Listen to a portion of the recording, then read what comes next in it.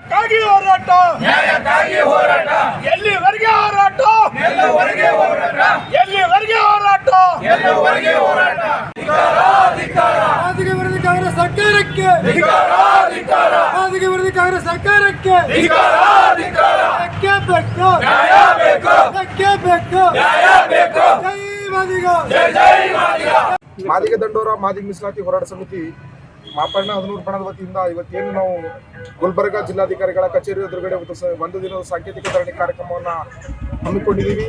ಕಾರಣ ಏನು, ಮೀಸಲಾತಿಯನ್ನು 101 ಜಾತಿಗಳಿಗೆ ಸಮಾನವಾಗಿ ಮೀಸಲಾತಿಗೆ ಹಂಚಿಕೆ ಆಗಬೇಕಂತೇಳಿ 1997ರಿಂದ ಮಾದಿಗ ದಂಡೋರ ಹೋರಾಟ ಸಮಿತಿ ಮಾಪಣ್ಣ 11 ನೇತೃತ್ವದಲ್ಲಿ ಕರ್ನಾಟಕ ರಾಜ್ಯದತ್ತ ಮಾದಿಗ ಜನಾಂಗವನ್ನು ಬಡಿದೆಬ್ಬಿಸಿ ಹೋರಾಟವನ್ನು ಮಾಡಿರ್ತಕ್ಕಂಥದ್ದು ತಮಗೆಲ್ಲರಿಗೂ ತಿಳಿದ ವಿಷಯ. ಏನು ಮಾದಿಗ ದಂಡೋರ ಮತ್ತು ಮಾದಿಗ ಜನಾಂಗದ ಹೋರಾಟದ ಫಲವಾಗಿ ಏನು ನಾಗಮೋಹನ್ ಆಯೋಗ ಕೂಡ 5 ಭಾಗ ಮಾಡಿ ಏನು ನೀವು ಮೀಸಲಾತಿ ವರ್ಗೀಕರಣ ಜಾರಿ ಮಾಡಬೇಕು, 101 ಉಪಜಾತಿಗಳಿಗೆ ಸಮಾನವಾಗಿ ಹಂಚಿಕೆ ಮಾಡಬೇಕಂತೇಳಿ ಆಗಸ್ಟ್ 4ನೇ ತಾರೀಕು ಕಳೆದ ಆಗಸ್ಟ್ 4ನೇ ತಾರೀಕು ಸರ್ಕಾರಕ್ಕೆ ಅಂತಿಮ ವರದಿಯನ್ನು ಸಲ್ಲಿಸಿದ್ದಾರೆ. ಅದೇ ರೀತಿ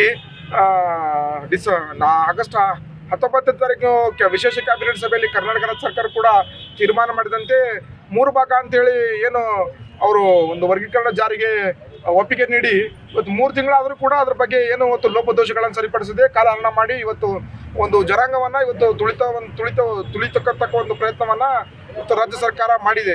ಈ ಕಾರಣದಿಂದ ಇವತ್ತು ಏನು ಬೆಳಗಾವಿಯ ಸುವರ್ಣಸೌಧದಲ್ಲಿ ನಡೀತಿರ್ತಕ್ಕಂಥ ಚಳಿಗಾಲದ ಅಧಿವೇಶನದಲ್ಲಿ ಈ ಒಂದು ಲೋಪದೋಷಗಳನ್ನು ಸರಿಪಡಿಸಿ ಒಳ ಮೀಸಲಾತಿ ವರ್ಗೀಕರಣ ಜಾರಿಗೆ ನಾವು ಒಪ್ಪಿಗೆ ನೀಡಬೇಕಂತೇಳಿ ಈ ಒಂದು ಸಾಂಕೇತಿಕ ಧರಣಿಯ ಮೂಲಕ ನಾವು ಸರ್ಕಾರಕ್ಕೆ ಒತ್ತಾಯವನ್ನು ಮಾಡ್ತಾ ಇದ್ದೀವಿ. ಲೋಪದೋಷ ಅಂದ್ರೆ ಏನು? ಲೋಪದೋಷ ಅಂದ್ರೆ ಬಡ್ತಿ ಮೀಸಲಾತಿಯಲ್ಲಿ ಮತ್ತು ಆಮೇಲೆ ಶೈಕ್ಷಣಿಕವಾಗಿ ಏನು ಅದು ಏನು ರಾಜಕೀಯ ಕಾರಣದಿಂದ ಅವ್ರು ಮಾಡಿಲ್ಲ.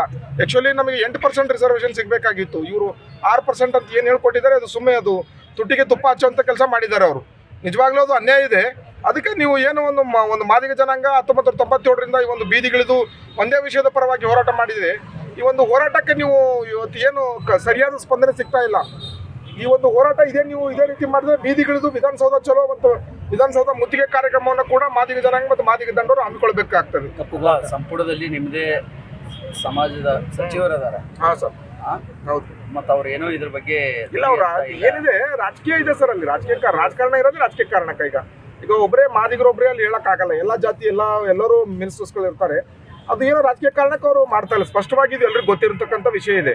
ಅದಕ್ಕೆ ನಾವು ಇದು ಏನು ಲೋಪದೋಷ ನೀವು ಏನು ಸರಿಪಡಿಸಿ ಒಂದು ಸಂಪೂರ್ಣ ಮೀಸಲಾತಿ ಜಾರಿ ಮಾಡ್ಬೇಕಂತ ನಾವು ಆಗ್ರಹ ಮಾಡ್ತೀವಿ. ಇಲ್ಲದಿದ್ದ ಪಕ್ಷದಲ್ಲಿ ನಾವು ಬೀದಿಗಿಳಿದು ಮಾದಿಗ ಜನಾಂಗ ಮತ್ತೊಮ್ಮೆ ಏನು 1ನೇ ಹಂತದ ಹೋರಾಟ ಏನು ಮುಗಿದಿದೆ, 2ನೇ ಹಂತದ ಹೋರಾಟಕ್ಕೆ ನಾವು ಚಾಲನೆ ನೀಡಬೇಕಾಗ್ತದೆ.